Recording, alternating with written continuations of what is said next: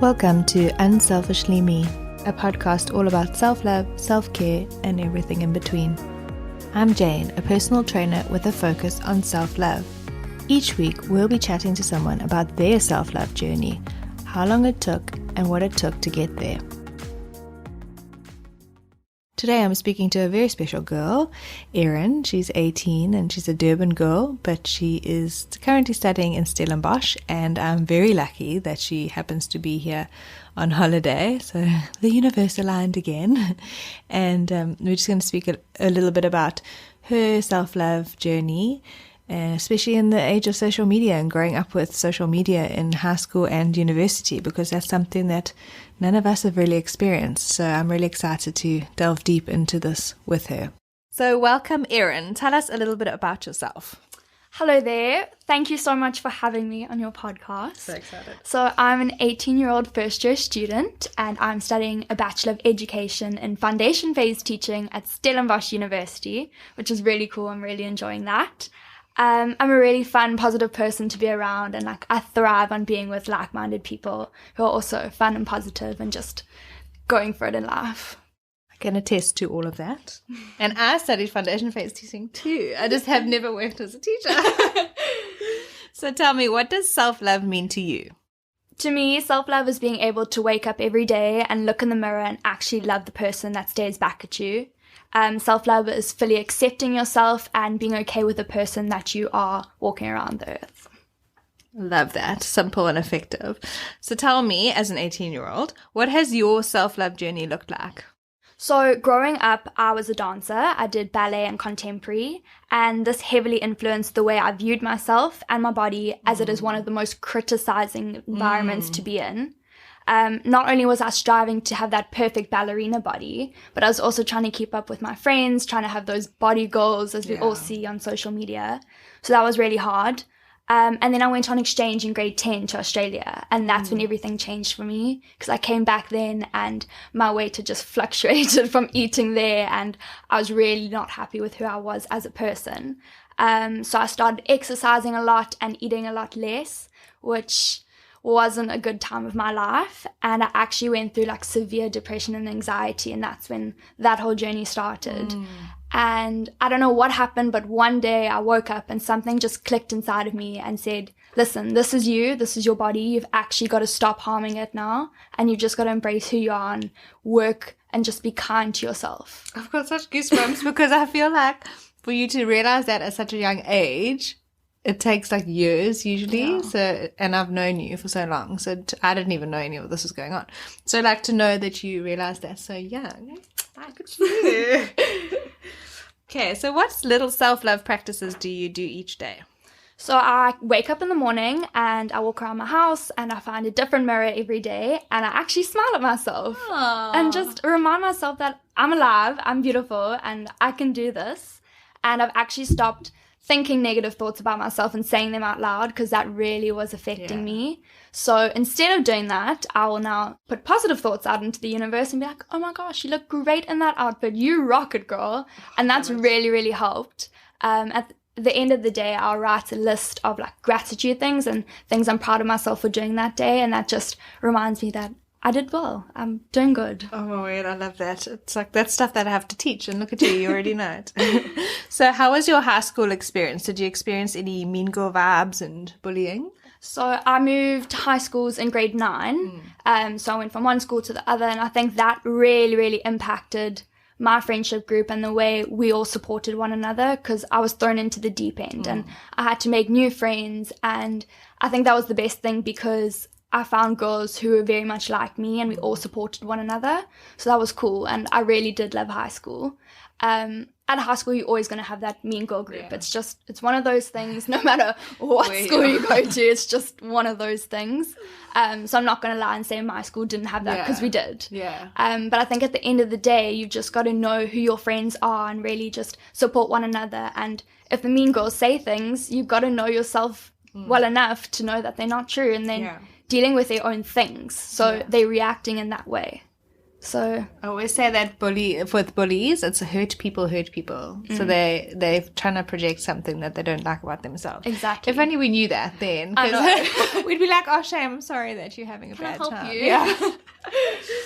Okay, so you've spoken about anxiety before. What do you find helps you with that? So I actually did a blog post about this last year, which was really cool. And for me, anxiety, I always admit that I have an anxiety problem, and it's just something I embrace now because there's no point in hiding it. So what I do is, if I'm having a really stressful or anxiety moment, I will actually take a step back, like physically step back and be like, oh my goodness, is this a mountain or is it a molehill? Are you making it worse than what it is? And I think to myself, no, it's not worth the extra stress, and it's not worth the unnecessary drama. And then I'll go back into the situation and be like, okay, you can do this. It's really not that bad. And keep going. So that's how I deal with that. Amazing. And do you find that social media triggers your anxiety at all? In the beginning, I think Instagram was one of the most toxic apps in some aspects. Just Instagram stories specifically, just because when you're not at an event or with friends, FOMO. You have such FOMO and you feel left out and you're like, oh my goodness, I need to be there. And so I think in the beginning that really did trigger it. But at the end of the day, you've got to see it for all that it is, positive, because you meet amazing people on social media and you can actually build each other up. So now I don't think social media impacts me or my anxiety. It's such a healthy place to be. So you're in your first year of university. What are the good and bad parts of being at varsity in the social media age? Because I did not have this. So I think it must be super hard. No, it is. So obviously there are amazing parts about sharing your university journey and your life out there, especially because I'm at Stellenbosch and my family's here. So I can always keep in touch with them and they feel like they're a part of it. I've also been able to connect with a lot of my university friends who don't necessarily live in Durban like I do. So that's really nice. But at the same time, there are definitely negative aspects because at one moment in your life, you can make a wrong choice and that can be captured and posted on social media, and ultimately it will decide the rest of your life for you. So you've always got to be so careful about that. Because you don't know who's at a party and who's videoing around or, trying to make you look stupid. Like, I think that it must be the hardest thing ever, because even when we were at varsity, we didn't have to think about any of the stuff when we went out. You just went out and we took an old camera and you took a selfie, but we couldn't call it a selfie. No. But I couldn't imagine actually having everyone whipping their phones out and videoing and stuff, and you don't even, you can get into a lot of trouble. So I thought it must be so much pressure. So do you feel pressure with social media when you're out and enjoying just being like a typical student? Because it's something we never had to deal with, like I said, and it can almost like put you on alert. Like I feel like, especially as a girl. Or is it something you don't think about in the moment when you're out? So I definitely think about it when I'm out, just because I come from a family that's very well known. And as my mum always says, there's someone who knows someone who's at a party with you. So you've always got to watch your back. And I'm one of those people who will not only watch my own back, but I watch my friends' backs as well. So when we're at a party, we'll always have fun. That's just our group. But you've always got to be on alert, just making sure that someone doesn't catch you in your weak moment and use that against you, because that is horrible and people have mean intentions and you never know what they are. So you've always got to look out for yourself. I don't think I ever forget about it at a party, just because it's been drummed into my head by my mum, just to always be on alert, because there's mean people out there. Also, you don't know who's like jealous of you and your friend group, and maybe they set up a situation on purpose so they can video it just to make it look like, something like maybe they're jealous of you and your boyfriend or something, and they get someone to come up to you, just little 100%. Things like that. And girls are mean. Like, girls, they have weird intentions. Like, I'm a girl myself, I know that. So you've always got to be close, and you keep your friends close but your enemies closer. It's so weird because it feels like we're talking like a movie, like about a movie, like Mean Girls the movie, but it's literally real life that you guys actually have to deal with this. It happens. And social media, like, it blows my mind. Like, it's actually scary. Do you think that the social media pressure is worse in high school or varsity? Because you've kind of had both. Yeah. So I definitely think that the pressure is worse in high school. Yeah. Just because you're still young, you're immature, and you take everything to heart. No matter what it is, who says it, what they do, you take it all to heart. And you're also trying to figure out who you are as a person. So you're very, very impacted by social media and what you see there. By the time you get to varsity, you're so over the pettiness and the unnecessary drama that you've left high school behind, and you can actually just live your life now. You don't need to be worried about, oh, but what do they think? What are they going to say about me? Obviously, you always have it in the back of your mind, but I definitely think in high school it's a lot worse. Yeah.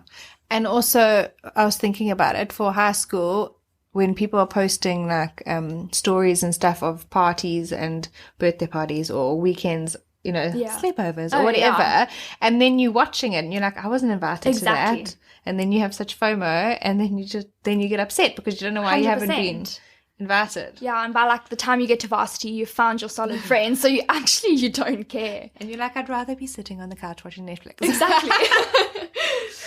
Okay, so what would you want parents to know about social media in high school and even senior primary, and how they can be more aware of what is happening in their child's life? Because I think a lot of parents are in denial. Absolutely. And that whole Finsta thing, explain all of that to us. Okay, so Finsta is basically a fake Instagram account, and they'll post like stupid photos of themselves or dumb things them and their friends do, and they usually have like a name that plays on their actual name, like their handle plays on their real names.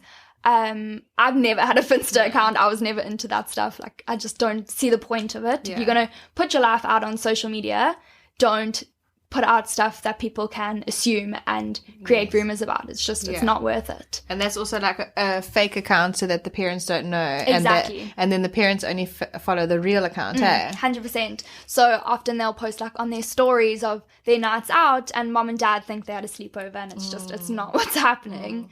So yeah, but with parents, I think just be active in your child's life. Like, don't be in a denial state that they don't have a social media account, and my child would never do that, because in this day and age they're doing it a lot sooner than we all did.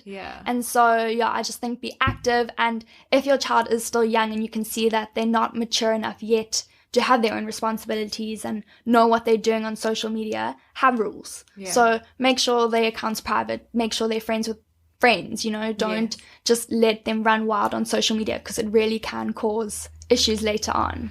And also with the whole child trafficking right now, like, it's actually like around the world, it's become such an epidemic. And I think there was quite a few syndicates that were using like 16-year-old boys to then go on social media, and especially Instagram, and to actually like make friends and follow and DM girls. And then, I mean, I don't know if it's happened here, but I know overseas they had done meetups and stuff, and like, you know, to snatch them. Exactly. So, they like catfish the girls, and they're young. He's cute. Like. No, exactly. Girls, they don't understand it yet, and they're like, oh, a boy's messaging me. Let's go there. Yeah. So So I definitely think parents need to be active and just make sure at any stage you can go onto their social media account and just know what's going on. I think also a friend of mine, Kath, she, with her daughter, she let her have it from young, but she had access and she had the passwords, and she would leave her phone at home, and she knew that her mom had access to it. So she would go in and see if there was anything dodgy going on or any mean girl stuff. Exactly. And then she would literally like nip it in the bud and kind of be like, let's talk about this. But she's much like you, her daughter's like you guys are very grounded. But there's some kids out there that literally are not. No, exactly. And they are the ones to watch. 100%. But I think that there's so many parents that are in denial. Yeah. And they literally need to wake up and smell the roses. And letting your child have Instagram from 9 years of age is probably not a good idea. Probably not. How old were you when you? I was 13. Okay. Grade 7, grade 6, 7, I think that's like a good age. I think there's like 9-year-olds rolling around with iPhones and Insta-storying their life. And I'm like, what do you have to show at 9? Also, what I found I don't know if you found this on other accounts, the people that are trolling and commenting on people's stuff and being mean are usually, if you go to their profile, they're like 9, 10, 11 years old. No, exactly. They have nothing better to do with their lives than sit and just comment unnecessary things. And I'm like, you're literally commenting on like a celebrity's post and telling them that they need to eat more or whatever, and you are 9 years old. I can't. Go outside and play with the ball. It's insane. How do you stay body positive when you're in varsity and at the age where most girls compare themselves to each other in general without the added pressure of social media? So how I stay body positive is always making sure that the way I live my life is going to make me positive. So exercising, eating well, because I know whatever I put into my body is going to have a positive outcome. So I think you've also just got to stop comparing yourself, because it gets you nowhere and it makes you unhappy.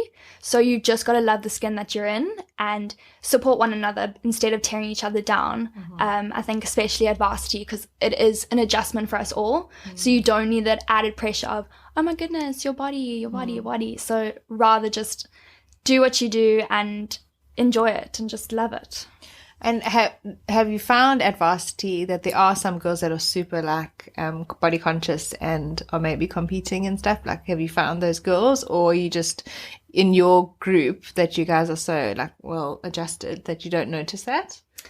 They definitely have been girls, actually friends of mine who the whole first year spread is a real thing, and they are so scared of getting first year spread when you put on that extra weight. So when they go out on a night out, they won't eat before, just drink. Yeah, they'll just drink, and it's not healthy. And so you got to look out for those girls, because ultimately at the end of the day, those are the girls that need your help the most. So I think with that, you've got to support one another. And if you see your friend going down that path, you actually have to hold her hand and be like, no, you need help, and let's do it together. Yeah, definitely. And like simple things like just being active, like going for walks together, and the campus and stuff is so beautiful. It is. And the whole of Stellenbosch, that if someone is battling with that, maybe you go and you be the friend who's like, let's start walking in the mornings. Like, let's just do 3 mornings, a week, and just kind of help them to just be more healthy, not focusing on their body, but just also their mental health as well. 100%, because it plays a really big part, your mental health and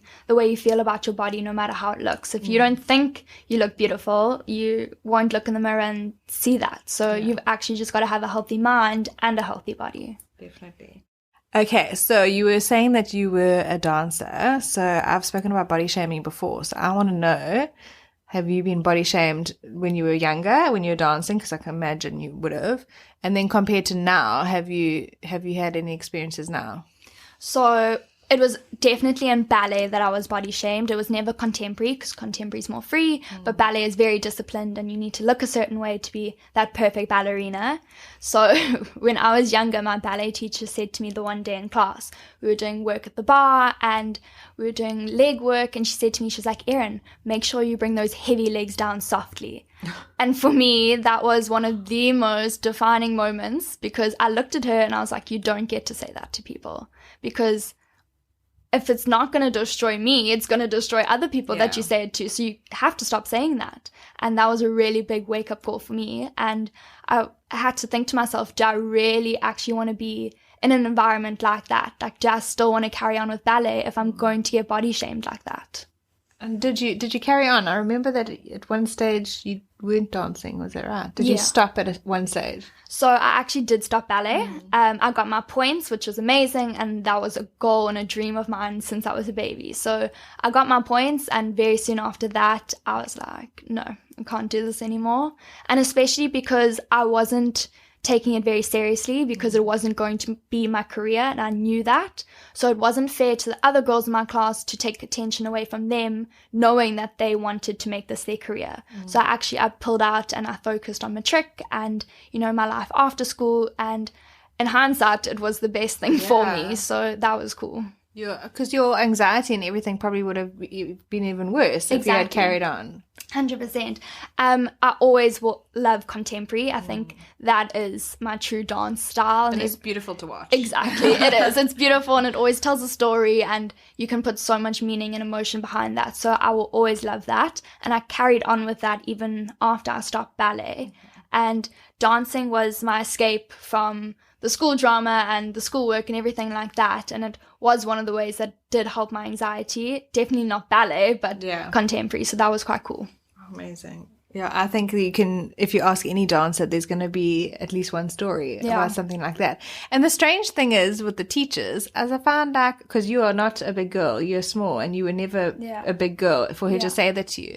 But like, they were dancers themselves. Exactly. They know how it feels. Surely they know how it feels. And then it's almost like they're just repeating a pattern that was done to them, instead of actually being the nice teacher who doesn't actually care about that kind of stuff. And your legs are not heavy.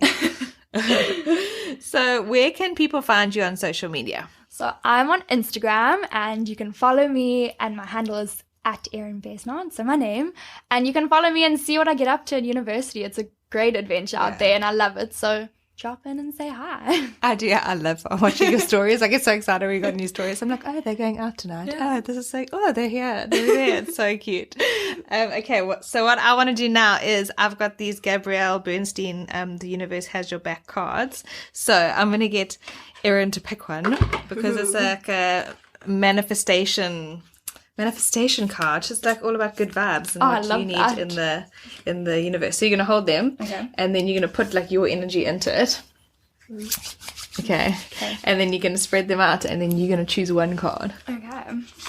So she's spreading them out, seeing which one is going to be her message for the day. Okay. Which one's speaking to you? That one. Hope is the conduit for miracles. Ooh, I like that. That's cute. Love it. So these are some cool manifestation cards. They just give you like a little message, like what your message for the day is. So that's a really nice one. I like that. So you need to have hope. Some miracles coming your way, girl. Yay. So thanks to Erin for being with us today. It was so nice to get a perspective from someone who's a lot younger and is going through all of this when we didn't have to go through it. But I'll link her Instagram and her blog post about anxiety in the show notes. And I will see you next week. Thanks for listening to Unselfishly Me. Follow us on Instagram at unselfishlyme and check out our website www.unselfishlyme.com.